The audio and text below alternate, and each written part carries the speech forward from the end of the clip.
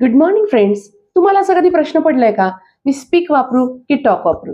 कारण हे दिसताना शब्द दोन्ही सेमच दिसतात ना, पण तरीही थोडासा त्याच्यामध्ये डिफरन्स आहे.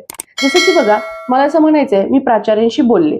So I spoke to the principal or I talk to the principal. नक्की काय येईल? किंवा दुसरं एक्झाम्पल घ्यायचं झालं तर ती तिच्या मैत्रिणीशी बोलत होती. So she was speaking with her friend और she was talking with her friend. नक्की या दोन्हीमध्ये काय डिफरन्स आहे हे या 1-2 मिनिटांमध्ये आपण नक्की समजून घेऊया. बघा, स्पीक आणि टॉक हे दोन्ही वर्ब आहेत. दोन्हीचा अर्थही सेम आहे की बोलणे. पण थोडासा जो डिफरन्स आहे तो काय आहे?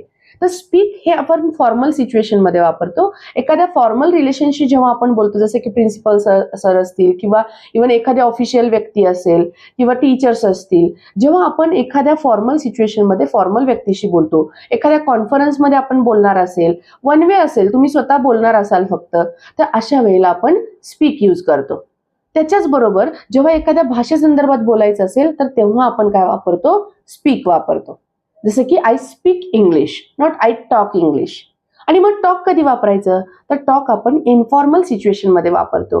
म्हणजे जेव्हा आपल्या फॅमिली रिलेशनशी आपण गप्पा मारत असतो, आपल्या मैत्रिणींशी आपण गप्पा मारत असतो किंवा नॉर्मल आपण 2 वे कम्युनिकेशन करत असतो, तेव्हा आपण जनरली टॉक यूज करतो. सो जसं की मी मगाशी तुम्हाला एक्झाम्पल सांगितलं, she was speaking with her friends और she was talking with her friends. तर इथे येणार आहे she was talking with her friends. And I was speaking with principal, म्हणजे मी प्राचार्यांशी बोलत होते. सो या पद्धतीनं तुम्ही स्पीक आणि टॉक याचं डिफरन्शिएशन करू शकता.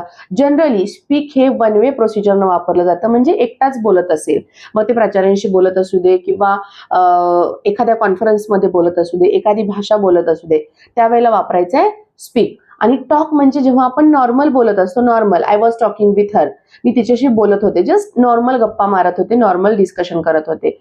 पण ते रिलेशन कसं असलं पाहिजे? इन्फॉर्मल असलं पाहिजे. इन्फॉर्मल रिलेशनशिप म्हणजे आपलं फॅमिली रिलेशनशिप असलं पाहिजे, क्लोज रिलेशनशिप असलं पाहिजे. सो असं आहे डिफरन्स स्पीक आणि टॉक मध्ये. सो अशाच भन्नाट आयडियाज, भन्नाट ट्रिक्स तुम्हाला समजून घ्यायच्या असतील तर या चॅनलला फॉलो करा. Okay, so follow to learn English and earn confidence. Thank you.